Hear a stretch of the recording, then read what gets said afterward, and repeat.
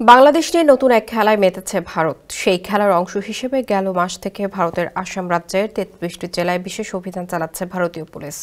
এই অভিযানে কোনো নথিপত্র, মামলা, নোটিশ বা কারণ ছাড়াই ডাইনি, পুরুষ, শিশুসহ অনেককে আটক করা হচ্ছে। আর এরপরই তাদের ঠেলে দেওয়া হচ্ছে বাংলাদেশে।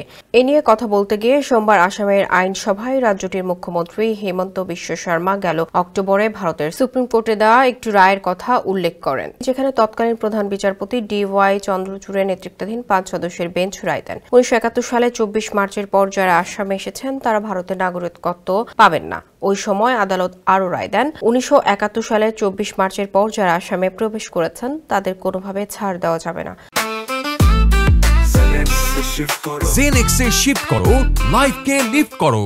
তাদের অবশ্যই নিজ দেশে ফেরত পাঠাতে হবে। মুখ্যমন্ত্রী বলেছেন, আদালতের রায় অনুযায়ী ১৯৫০ সালের পুশিন আইনও বৈধ, অর্থাৎ ডিসিরা চাইলে যে কাউকে পুশিন করতে পারবেন। এজন্য আইনি প্রক্রিয়ার প্রয়োজন হবে না। অর্থাৎ এখন থেকে এই রাজ্যে যাকেই বিদেশি হিসেবে শনাক্ত করা হবে তাকে বাংলাদেশে পুশিন করা হবে।